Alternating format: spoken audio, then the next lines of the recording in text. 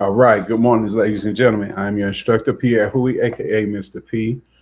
And the P stands for patience. It also stands for pass your test.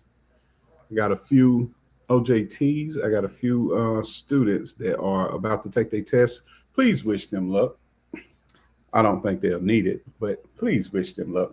All right. This morning, we're going to get into it. Um, we got a tight schedule today. All right. So, where were we? We were Chapter 4, Infection Control Principles and Practices for my CBI students, which is for Carolina Barber Institute, to which I'm a theory instructor. Um, we are on page, let me find it. Let me do that. We are on page 76. Okay. Yeah. Once again, like I said, I teach online for me, all even online. You can find me all platforms at Pierre Hui, Pierrehouey. Like I said, two R's, okay? RRE. I know I said that kind of fast. But if you are physically trying to go to barber school, I am a theory instructor at CBI, Carolina Barber Institute in Gaffney, South Carolina, which is run by my guy, Rudy. Shout out. All right. Now, as y'all know, what I like to do, the first thing I start with is the CIB. We throw that around. CBI, CIB. But the CIB stands for the Candidate Information Bulletin. All right. And let me put that up on the screen real quick. And if you are watching right now, say hello in the comments because I see somebody is watching here. And I need to go live on my TikTok as well. So let me set that up too. Share my screen first, though. Yeah.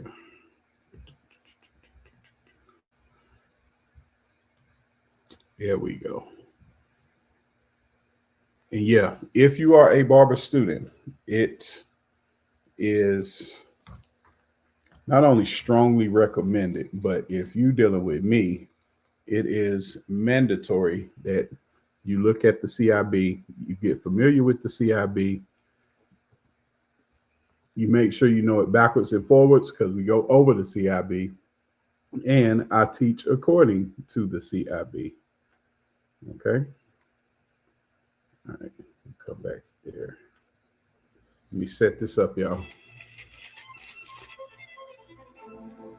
Yeah, and I should have my link tree on there. If it's not updated, let me know. And I'll get to it. Set this up. Okay. No. I don't know who y'all folks are. There we go. All right. 6, 18, 26. This thing stabilized more. All right, there we go. Okay, so we left off at disinfectant safety, and that's where we're going to start. All right. Disinfectants are pesticides, which is a type of poison and can cause serious skin and eye damage. Some disinfectants appear clear, while others, especially phenolic disinfectants, are a little cloudy. Always use caution when handling disinfectants and follow the safety tips listed below. Good morning, y'all. Good morning. Welcome to the live. Always do these. Keep the SDS on hand for the disinfectants that you use. Extra credit if you remember what SDS stands for. All right. Wear gloves and safety glasses when you mix disinfectants. Avoid skin and eye contact. Add disinfectant to water when diluting rather than adding water to a disinfectant. That's two different things. I like that. We're going to come back to that. To prevent foaming, which can result in an incorrect mixing ratio. All right. Not only do that go for disinfectants, that goes for quats too. So when you mix in barbicide, what I like to do Fill it up with water first, then add the Barbicide. Use tongs, gloves, or a draining basket to remove implements from disinfectants. Keep disinfectants out of reach of children, of course. Carefully measure and use disinfectant products according to label instructions. Follow the manufacturer's instructions for mixing, using, and disposing of disinfectants. Carefully follow the manufacturer's directions for when to replace the disinfectant solution in order to ensure the healthiest conditions for you and your client. Replace the disinfectant solution every day, more often if the solution becomes soil or contaminated. And let me say this while we're talking about it. Oh, what's up, baby? What's up? Listen, if y'all ain't following my friend Eyes, go follow her right now. Please go follow her. How you doing? Been a minute. Thank you for the likes too. All right. So let me say this for the record, y'all. So I know all this stuff can be boring. I know all this stuff can be easily forgettable, but this is the foundation. When you are taking your exam, this is the foundation for scientific concepts. Scientific concepts is the most troublesome. It is the most problematic. It is the most fail out of the 4 domains on this thing right here, the Candidate Information Bulletin, right? It is, if scientific concepts is 35% and hair care services is 40, even with it being less than hair care services, about 35, well, since it's 110 questions, anywhere between 35 to 40 questions on this exam are going to have to do with scientific concepts. A large percentage within that is going to be dealing with this stuff right here, because they want to know, if nothing else, you understand about disinfectant safety, you understand about disinfectant containers, you understand about disinfectant work surfaces, you understand about cleaning, you understand about sterilization. They're going to have questions that are going to ask you about this stuff over and over and over, just in different ways, because they want to know that you are competent and you know what to do when it comes to all of this type of stuff in the shop. Because what does that do? It protects the client. Now, contrary to popular belief, a lot of people think, oh yeah, you just go in the test and all you need to know is just about cleaning, sanitizing, disinfecting, and sterilization, stuff like that. No, that's just the tip of the iceberg.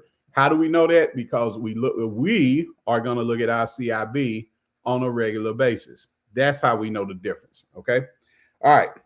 I just gave you the do's. Now I'm gonna give you the don'ts. Do not let quats, phenols, bleach, or any other disinfectant come in contact with your skin. If you do get disinfectants on your skin, immediately wash the area with liquid soap and warm water. Then rinse and dry the area thoroughly. Never place any disinfectant or other product in an unmarked container. All containers should be labeled. We'll come back to that one. Mix chemicals together unless specified so in the manufacturer's instructions. For example, mixing bleach and ammonia together causes toxic vapors and can cause an explosion. All right, so let's come back to never place any disinfectant or other product in an unmarked container. All containers should be labeled. Look, when you go take your exam, when you take your practical, they're looking for that too. So that's one of those things where they'll take off points. You don't know what they're taking off points for.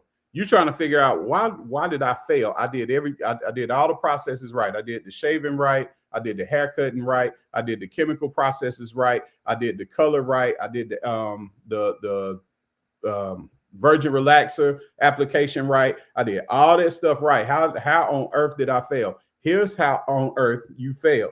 You're doing certain things that you may not be aware of. One of the things is you have unmarked containers. When you take that practical exam, every single thing that you do should be represented by a label somewhere.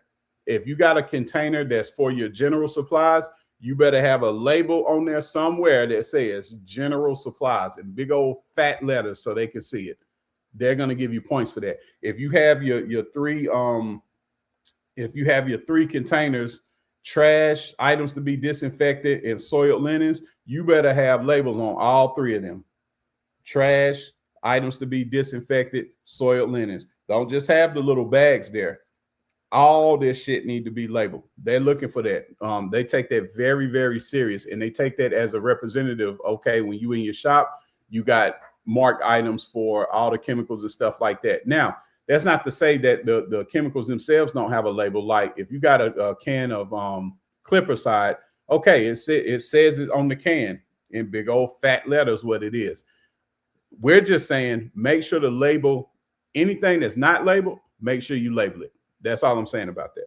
All right, disinfecting containers. Let's talk about that. In the past, jars or containers used to disinfect implements were often incorrectly called wet sanitizers.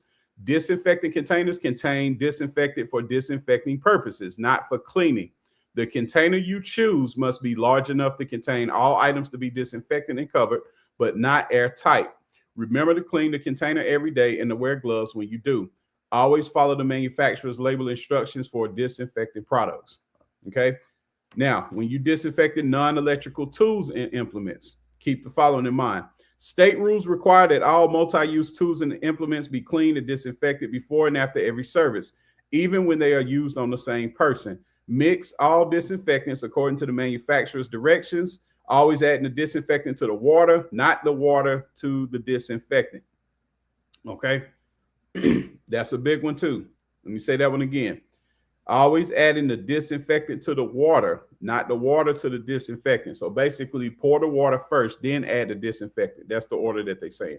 All right. They can ask you that question in a weird way, and you can get it wrong just thinking about the order, which how they just said it in the sentence. But basically what they're saying is add the water, do the water first, then add the disinfectant. All right. So like say if you was mixing something with bleach, okay, well, you're going to add the water to whatever level it needs to be. Then you add the bleach to dilute it, or like I said, whatever disinfectant that you're using. Okay. Electrical tools and equipment. Hair clippers and other types of electrical equipment have contact points that cannot be completely immersed in liquid. These items should be cleaned and disinfected using an EPA registered disinfectant. Once again, extra points if you tell me what the EPA stands for. Designed for use on these devices. Follow the procedures recommended by the disinfectant manufacturer for preparing the solution and follow the item's manufacturer directions for cleaning and disinfecting the device. Let's see. Is that Sarai? Is that how you say it? On the barber test. Questions about manicuring. What's the percentage? Because right, barbers can offer that service, right? Nah, there is not any questions about manicuring on either test. So you got two possible barber tests. You have the registered barber and you have the master hair care. But no, they don't have anything about manicuring on there. Sarai. I want to say it's Sarai. All right. Did you just say all that shit need to be labeled? Yes, all that shit need to be labeled. See, it's so easy to understand when you just put it that way, right? Because it'd be like, oh yeah, this, that, and the third need to do this, that, and the third. Look, man, all that shit need to be labeled. Because the solution would foam up if you add the water second. That is correct. The solution would add up. If the solution would foam up if you add the water second. That's correct. It just depends, and it depends too. But yeah, I do my quats the same way. So when I'm doing barber side, I add the water. I fill up the water to a certain level, and then I add the barber side solution. So I do the same thing like that. Okay. Hey everybody, welcome to the live. Thanks again, Eyes. I love you, Eyes. Thank you for joining the live. I hope you're doing well. All right, disinfecting work surfaces. All right, pay attention to this one, y'all. Before beginning a service, all work surfaces must be cleaned and disinfected. Be sure to clean and disinfect tables, stations, shampoo sinks, chairs, armrests, and any other surface that a customer's skin may have touched. Clean doorknobs and handles daily to reduce transfer of germs to your hands. Y'all, I have a few customers. They are germophobic. Their kids are germophobic. They are really, really, really particular about cleaning all implements, tools, and equipment, right? Guess what I do? I do it anyway, but guess what? I do it all in their face. And all three of them are there at the shop at the same time. And I will not start until I make sure they look at me, wipe down all this stuff, brush off all my clippers. They are that particular. I don't have a problem with it. It can be annoying, but I don't have a problem with it. They're just making sure that it is what it is. Even his 8-year-old son, his son is real bad about it. He's actually the worst out the group. He's really, really particular. I done got to the point where I say, look, man, I'll tell you what, we'll do this together. So I hand him a disinfectant wipe, and I'll be like, you help me since this will make you feel better. All right. And also disinfectant work surfaces. When you take your barber practical, right? What you're gonna do? They're gonna put you at your station, and it's usually gonna be like a table. They've in the past normally been taking the practical exam at a hotel, so they have the table set up, and now you have your own table. It used to be it was two people to a table. Now it's one person. One person got their table each. Okay. Thing about it is you're gonna have all your stuff set up. I mean, excuse me, you're gonna have all your stuff is gonna be sitting in your bag before you start. The first thing they're gonna tell you is they're gonna tell you the time frame. They're gonna tell you what they expect. They're gonna tell you when you have however many minutes left. This, that, and the third. Okay. Then they tell you you may begin. A lot of students, the first thing they do is just go ahead and start setting everything up. We are not gonna do that. Guess what we're gonna do? We are gonna disinfect tables, stations, sinks, chairs, armrests, whatever we have in front of us. We are going to disinfect it first. Well, first we're going to clean it. Second, we're going to disinfect it. And then after we disinfect it, then we are going to set up everything. I've seen more people lose points off of that than any other thing for the practical. Okay. Welcome to the live, y'all. Thank y'all for joining the live. All right. Now let's talk about cleaning towels, linens, and capes. Clean towels, linens, and capes must be used for each client. It goes without saying. After a towel, linen, or cape has been used on a client, it must not be used again until it has been properly laundered.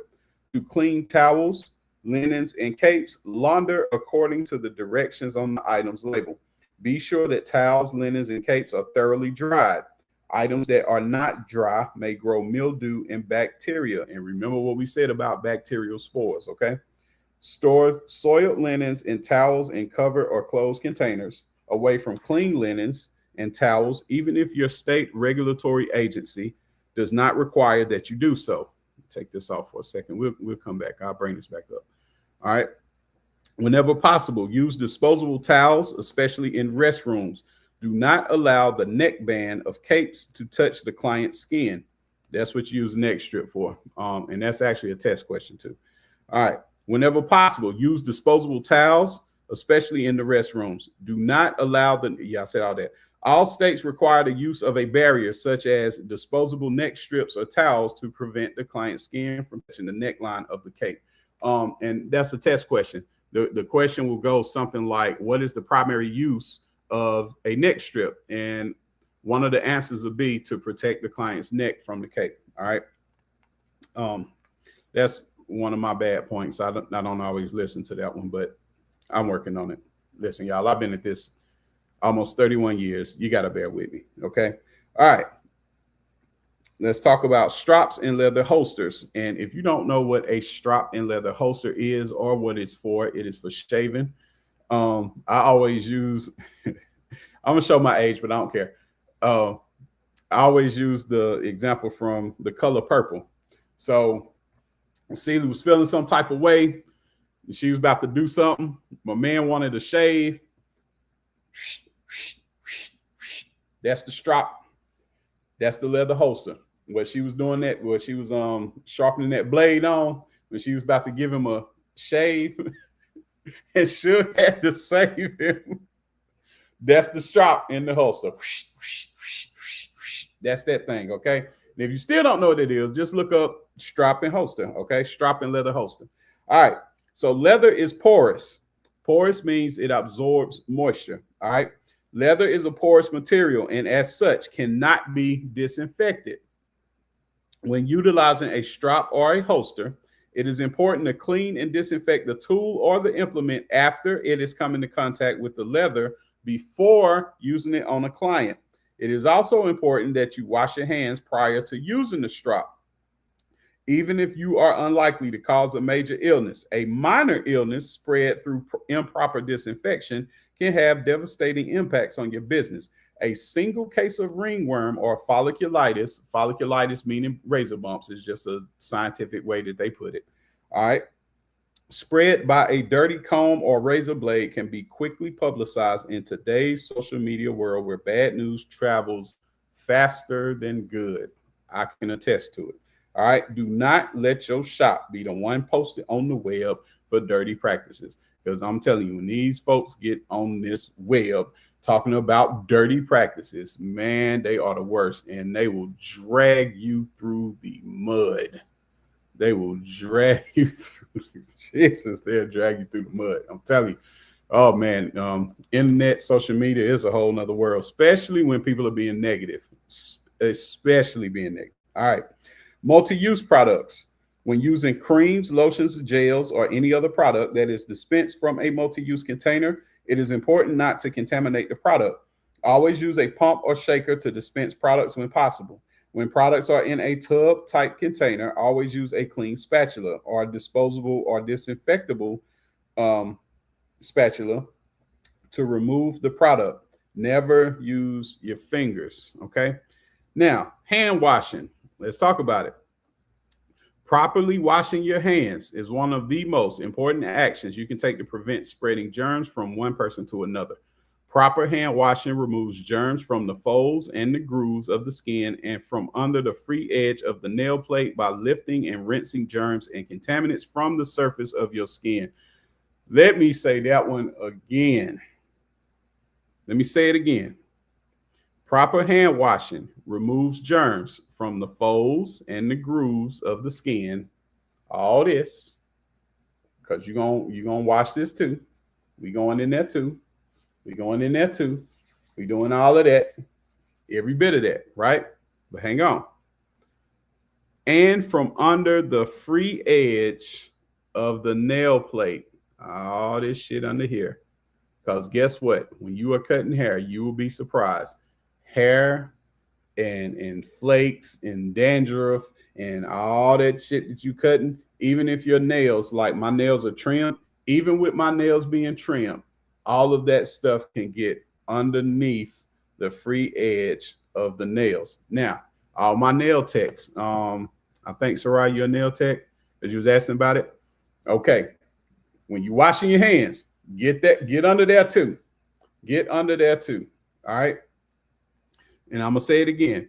Proper hand washing removes germs from the from the folds and grooves of the skin and from under the free edge of the nail plate by lifting and rinsing germs and contaminants from the surface of your skin. You should wash your hands thoroughly before and after working with each customer. Follow the hand washing procedure described in Procedure 4.3. And let me say this too. Let me give a quick aside about washing hands. So when I'm cutting, I like using my hands. I don't like using gloves, and the reason why, well, I'm not opposed to using gloves.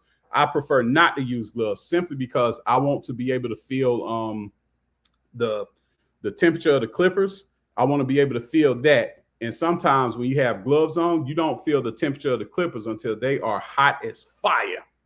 So I like using my hands for that. And then another thing too, I use my hands and my skin of my fingers as an anchor when I'm doing a shape up. Like the way that I hold the blade, I'll extend either a pinky or I'll extend my ring finger and hold the rest of the blade. The rest of the clipper or the trimmer, I'll hold with these three fingers, and I'll use this as an anchor like this. And so I'll be holding the trimmers, but I'll use this as an anchor. Okay, well, when I do that, I can also feel certain things that if you have on gloves, you're not going to be able to perceive. That goes for clients' comfort. If they twitching, if they do this, or if they, things like that, I'm able to feel that better with my actual hands. So skin on skin contact. Well, if that's the case, wash your damn hands. Okay. All right. Antimicrobial and antibacterial soaps can dry the skin, and medical studies suggest that they are no more effective than regular soaps or detergents. Oh shit. Did we just go there? Okay, sir. Oh shit. Did we just go there? I'm gonna say that one again too. Antimicrobial and antibacterial soaps can dry the skin, and medical studies suggest that they are no more effective than regular soaps or detergents. Now, the EPA, which stands for the Environmental Protection Agency, are the ones that say, look, Do what you say you are going to do. They try to twist the language a little bit, these antimicrobial and antibacterial soaps, but they work the same. All right. The true benefit of hand washing comes from the friction created by the soap bubbles that can pull pathogens off the skin surface. Boy, now we getting into it. I'm gonna make that a test question myself if it ain't one.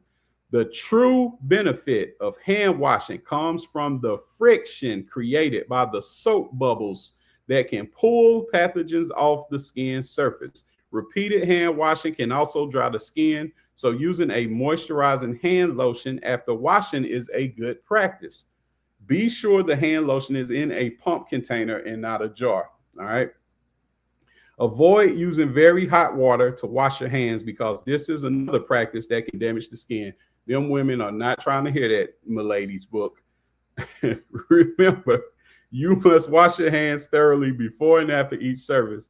So do all you can to reduce any irritation that will occur. All right. Now, quick word about waterless hand sanitizers. Let's talk about antiseptics. What is an antiseptic? Wash your hands. They matter. I approve. Okay. I'm gonna check you out, Sarai. I'll make sure to find you. If I'm not following you on Facebook, I will make sure to go follow you and add you.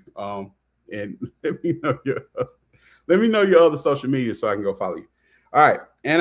Antiseptics or antiseptics are chemical germicides formulated for use on skin and are registered and regulated by the Food and Drug Administration. Antiseptics generally contain a high volume of alcohol and are intended to reduce the numbers and slow the growth of microbes on the skin. When there is visible dirt debris on the hands, neither waterless hand sanitizers nor antiseptics will work until the dirt and debris is removed. This can only be accomplished with liquid soap, a soft bristle brush, and water. Due to the drying effect of alcohol, hand sanitizers should not be overused, but they are an excellent option when hand washing is not possible. Never use an antiseptic to disinfect instruments or other surfaces. They are ineffective for that purpose. Yes, they are. And the thing about it is hand sanitizers are chemically formulated for use with your hands and your skin and parts of your body, okay? Disinfectants are not. As we talked about yesterday, that's the difference. That's the difference between disinfectants and sanitizers, okay? Especially hand sanitizers, all right? How do you say that? Farin, I hope that's the way you say it. Welcome to the live. Thank you for joining the live. All right. Common antiseptics used in the barbershop. Hydrogen peroxide has been used in homes and barbershops virtually forever. It is generally used at 3% strength and works well as an antiseptic. However, it should never be used on an open cut as it destroys the cells that begin the healing process in the wound. Please tell that to the grandmas out there because they don't want to hear that. Isopropyl alcohol is effective in cleaning the skin. However, it can be very drying and cause irritation of the skin. We're going to talk about this one. Alcohol is not a disinfectant for surfaces or implements and should only be used as a cleaner or an antiseptic. Okay, we are also not using alcohol as an aftershave. Why?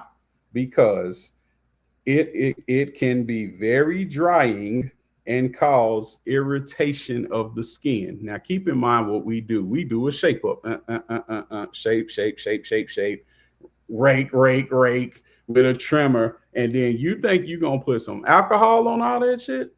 Once again, it can be very drying and cause irritation of the skin. Okay.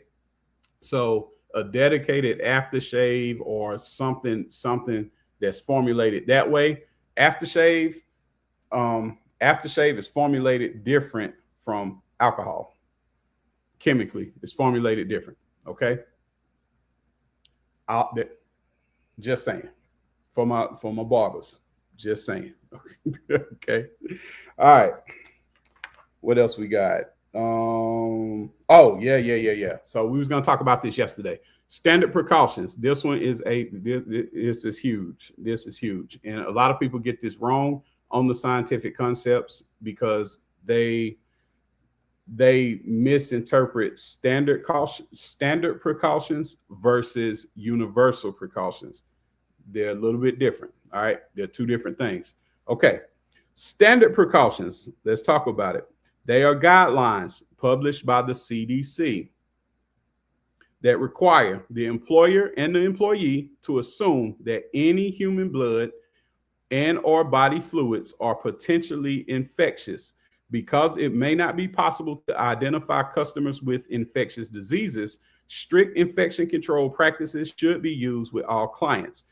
In most instances, clients who are infected with the Hep B or hepatitis B virus or other blood-borne pathogens are asymptomatic, which means they show no symptoms or signs of infection. Now, OSHA and the CDC have set safety standards and precautions that protect employees in situations when they could be exposed to blood-borne pathogens. Precautions include proper hand washing, wearing of gloves, and proper handling and disposing of sharp instruments and any other items that may have been contaminated by blood or other body fluids. It is important that specific procedures be followed if blood or body fluid is present. All right, so I want to make sure that we go back on this. Let me make sure that we are clear about standard precautions. I'll say it one more time. Okay. Standard precautions are guidelines published by the CDC that require the employer and employee to assume that any human blood and body fluids are potentially infectious. Okay. That's what standard precautions means. Don't let the crazy wording fool you or throw you off track because it sounds all scientific. All right. Matilda, welcome to the live. Matiska, welcome to the live. El Ray, welcome to the live. Thank you for joining. All right. An exposure incident, contact with blood or body fluid. So let's go into more detail. All right. You should never perform a service on any client who comes into the shop with an open wound, a rash, or an abrasion. Sometimes accidents happen while a service is being performed in the barbershop. However, an exposure incident is contact with non-intact, aka broken skin, blood, body fluid, or other potentially infectious materials that is the result of the performance of a worker's duties. Should the client suffer a cut or abrasion that bleeds during a service, follow the steps that are outlined in Procedure 4-4 for the client's safety as well as your own. And as a matter of fact, let's talk about an exposure incident. So, interesting enough, you have, when you take your barber practical, if you're taking registered barber, it is 5 sections. Let me adjust this. If you are taking master hair care, it is 9 sections. But guess what? Both of them, Queen, what's up, baby? Good morning. Thank you for joining live. You're taking 9 sections. Both of those exams, one of the sections is handling an exposure incident. It is its own section. It is its own process that you got to do out of the 5 or out of the 9, depending on which exam you're taking. They want to see, do you know what to do if you were to draw blood? So let's say you're cutting hair and you draw blood somehow. All right. There could be a number of ways, actually. It's easier than you think to draw blood, to pierce the skin, especially when you're dealing with a shape up and you're dealing with tremors. You can even take the top of the ear behind here, right here in this section. If you pull this too much, this for my stylist. This for my stylist. This for my stylist. When y'all are moving this out the way, quit damn pulling right here. You are going to draw blood, that section behind the ear. You can draw blood really, really easily. You're not drawing a lot, but you can, okay? Another way, like we said, pseudofolliculitis, aka razor bumps. If you're going over them with a trimmer and you raking over it like that, and you raking over it with a lot of pressure, that can draw blood because you're gonna bust them bumps. Okay, so some of them bumps gonna draw blood when you're going over them, especially with a lot of pressure. So if you're heavy-handed, that's something to think about. Okay. All right. Keisha, how you doing? Keisha 101 in the building. How y'all doing? Thank you for joining the live. All right, but that's gonna be one of your sections in your exam that they want to see. Do you know what to do? Like say if you cut your finger, right? Like another way you can cut your finger. I've done it a million times. Like I don't think it'll pop up on there. You probably can't see the scars on my right here. You probably can't see those scars right there. But a lot of times when you taking your section, you combing, you're taking your section, pull it up with the comb, grab it here. You got your shears. These shears are sharp as hell. And you go over here past that damn knuckle, which I used to do. You go past that damn knuckle right there and snip, and it'll cut your skin right here with them shears. And I got some sharp shears, man. I cut your finger off if you ain't careful. So you can draw blood different ways. All I'm saying is when you take your exam, one of the sections specifically dedicated to a blood exposure incident. Okay. Jojo 040696. Welcome to the live. Thank you for joining. All right. Let's see. Do I want to go? I want to go a little further. Yeah, we can go a little further. I want to get this chapter done for my folks. All right, so let's go a little bit further. Safe work practices, safety precautions. Okay, most potentially harmful situations in the shop can be avoided by being observant and using common sense. Learn to recognize safety hazards to minimize the occurrence of accidents. So first, we'll start with water. At the shampoo bowl, be careful how you handle the spray hose. Position the client's head for comfort and access, being conscious of your own body position as well. Do not bend or twist from the waist unnecessarily. Wipe up any water spills or leaks immediately. If the water temperature reaches a scalding level while in the hot position, turn the thermostat on the hot water tank down to a more acceptable temperature for application to the skin, scalp, or hair. Water heaters should not be set at higher than 130 degrees Fahrenheit. We'll say that for all the women in the building that get shampoos and all this stuff. Okay. They want us at no higher than 130 degrees, even though y'all be wanting about 150. Fight me. As a precaution, always test the water temperature on the inside of your wrist before applying to a client's hair or scalp. The same procedure may be used to test steam towels for facials and shaves. All right, so that's the water, just being smart about it. All right. Next is electricity. Electricity and water obviously do not mix. Make sure that all electrical appliances and tools are stored safely and preferably unplugged when in proximity to water. Never overload electrical outlets or use extension cords. Make sure that electrical outlets located near water sources are ground fault circuit interrupter outlets. Have shop wiring checked periodically to ensure a safe, fire-free environment. Schedule annual safety and operational checkups for wiring, hot water tanks, air conditioners, and ventilation systems. Okay, next, we're going to talk about being smart with tools and appliances. All right, safe work practices and safety precautions. Okay. Sorry. Somebody always trying to call me when I'm going live, even though I tell them a million times, hey, I'm live. Quit calling me when I'm going live. All right. Tools and equipment should be strategically placed so that the items are safely stored when not in use, yet are accessible when needed. So smaller tools such as clippers, trimmers, blow dryers, curling irons may be placed in countertop receptacles designed for that purpose. Do not forget to disinfect before and after each use. Larger equipment such as UV lights, which are used only for storage of disinfectant items, may be mounted under the cabinet, attached to a wall, or set on a shelf. Disinfectant jars and electric latherizers are usually placed on the station countertop, but should be set back toward a wall or partition so as not to interfere with other tools. This also limits the risk of accidental burns from a hot latherizer or the spillage of disinfectant solutions.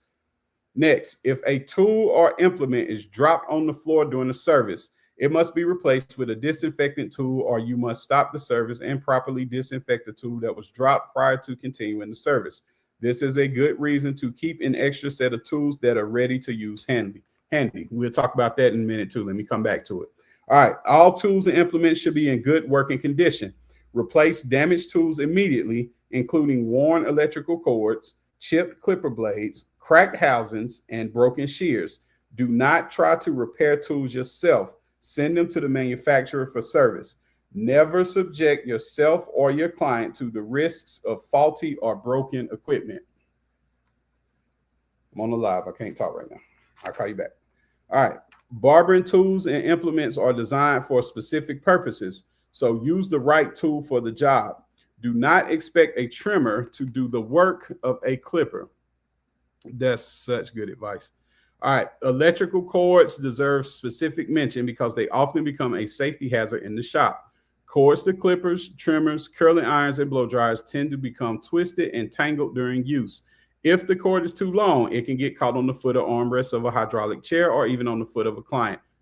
Mine do that all the time. Some barbers use cordless trimmers to eliminate the problem altogether.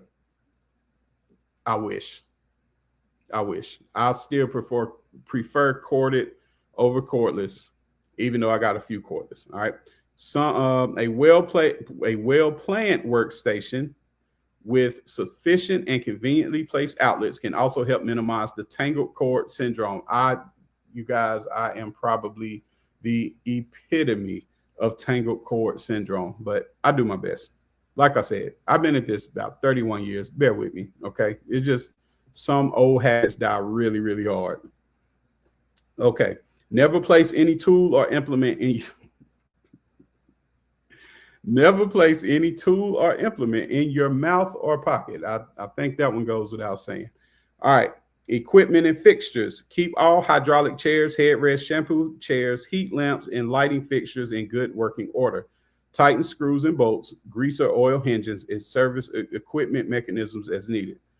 Dust and clean regularly to avoid dust buildup and to maintain clean conditions. Maintain lighting fixtures. Change bulbs when necessary to keep workstations well lit. All right. Ventilation. Indy, I think that's how you say it. Indy, welcome to the live. Thank you for joining. All right. Proper ventilation and air circulation are extremely important in today's barbershop. Particles from products such as talc, as in talcum powder, hairsprays, and disinfectants can be inhaled and may cause allergies or other health problems. Heating and air conditioning vents should be located to perform their optimum functions without interfering with client services. Vents should be vacuumed or cleaned periodically to prevent any buildup of hair that might impede ventilation. Fumes from chemical applications and nail care products require sophisticated filtration units that cleanse and detoxify the air. Once installed, air filters should be changed or cleaned on a regular basis. All right. Next, attire. Clothing should be comfortable and professional in appearance. Excessively baggy clothes can get in the way of your performance just as easily as tight clothing can restrict it. That's funny. Long hair worn in a loose style may easily get caught in blow dryer, motor vents, and other appliances.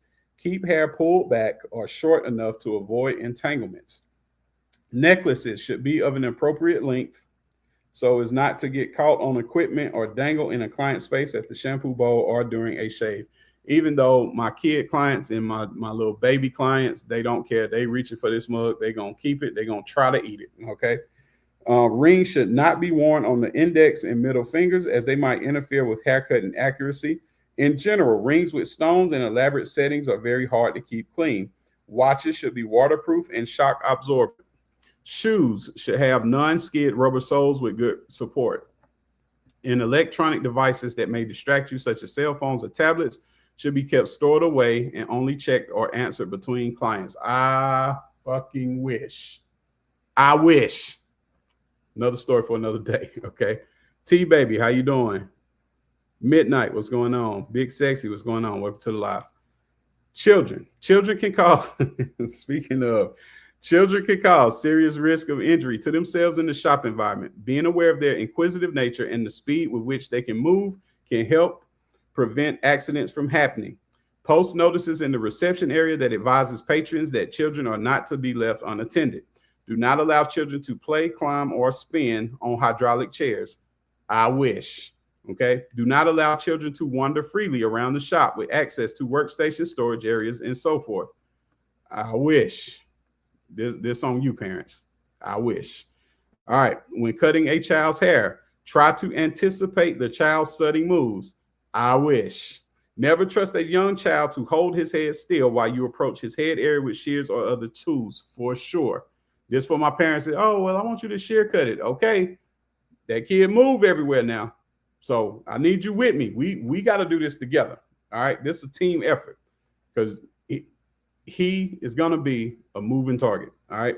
Instead, hold the child's head gently but firmly with one hand while cutting with the other. Now, do y'all hear what kind of oxymoron it is? Hold the child's head gently but firmly. It's either gonna be gently or firmly. All right. That's another story for another day. This technique is usually, we call it the grip. We call it the iron grip. This technique is usually helpful when cutting around ears and at the nape. When trimming bangs or front hairlines, hold the hair between your fingers at a low elevation, cutting the hair on the inside of your palm, thereby putting the barrier of your fingers between the tool and the child's face. Good advice. I done cut myself enough to learn to follow that advice. Just know that. All right. Welcome to the live, y'all. Thank you. Truth Seeker, Stana, Tomsy. However you say that. Welcome to the live. Let me know how to say some of y'all names, okay? Because you got a certain accent mark on there for the S, so I don't know how to say that. All right, adult clients, and yeah, we'll stop there because I gotta go. As barbers, many of the things we do to assure client comfort also fall under the category of safety precautions. In the following chapters, you will learn proper draping procedures and chemical application methods to ensure client safety and comfort from the standpoint of avoiding skin irritations, burns, wet or soiled clothing, and so forth. However, there are also several common sense services that should be performed. Using good manners and performing common courtesies will help you gain the reputation of being a safety conscious and courteous barber. Assist clients, especially the elderly, in and out of hydraulic and shampoo chairs. Turn hydraulic chairs so the client may get out of the chair without risk of his feet becoming tangled in any of the cords. Always lower the hydraulic chair to its lowest level and lock it in position so that it does not spin before inviting the client to be seated or leave the chair. Next, hold doors open for clients. Next, assist clients in walking whenever necessary. Always support the back of the chair and thus the client when reclining or raising a chair back. Cushion the client's neck with a folded towel in the neck rest at the shampoo bowl. This is especially beneficial for clients with neck injuries such as whiplash. Good advice. All right. Support the client's head whenever appropriate at the shampoo bowl. Do not ask the client to hold his head up for shampooing or rinsing. Instead, gently turn the client's head to the side for easier access to the back and nape areas. Thank you for the light, y'all. What's up, bro? Cozy Barber in the building. Y'all go follow my boy J Day, aka Cozy Barber. All right. Exits should be well marked and identifiable. Your local state board and your local office, they will make sure of that. They will make sure that when they come in and inspect on the city level, the county level, the state level, they all check my exits. And to make sure that I have them labeled. Well, we talked about labels earlier. All right. Fire extinguishers should be placed where they are readily accessible. All employees should be instructed in fire extinguisher use. It is a law, LAW, that fire extinguishers be checked periodically, be guided by the manufacturer's recommendations and state and local ordinances. Okay. Chemicals. Last, and we'll stop here. Request an SDS, which stands for Safety Data Sheet, from your supplier for each product purchased for use or sale in the shop. Maintain an SDS notebook. Add to the notebook as new products are brought into the workplace. Okay. Take the time to study the SDS from the manufacturer so you will know how and where to store products and what procedures to follow in an emergency. There's a correct way to dispose of chemicals such as hair color tints, chemical relaxers, and bleach. Contact your local hazardous waste department or agency for disposal guidelines. Never mix cleaning products together under any circumstances. I wish. Never mix leftover chemicals together. I wish. Do not allow leftover chemicals to stockpile. Dispose of products as often as necessary to maintain a safe environment. 100. Check the inventory stock occasionally for plastic bottles with dents or bulges. This swelling of the container indicates that the contents are under pressure and could possibly explode. I had a bottle of color once. It did exactly that. Wear goggles when pouring or mixing products. Add a lab apron and gloves when handling any caustic or skin irritating material. Chemical spills require an absorbent material such as sawdust to clean up properly. Be guided by your local hazardous waste agency. Next, every solution, liquid, cream, powder, paste, gel, and other substance should be properly labeled. This requirement goes beyond labeled products purchased from a supplier and includes spray bottles of water or setting lotions, disinfecting jars, containers of blade wash, and any other substance used in the shop that is not contained within its original packaging. All right. Okay, I'll finish this up because this is at the end of the chapter. So let me go a little bit further. Okay. Listing professional responsibilities. After studying this chapter, it should be clear that your responsibilities as a professional barber far exceed the ability to perform a good haircut. Your most important responsibility is to protect your client's health and safety. All right, this is more for my barbers than my guests that are watching. Listen, we got a list of items. Let's talk about it.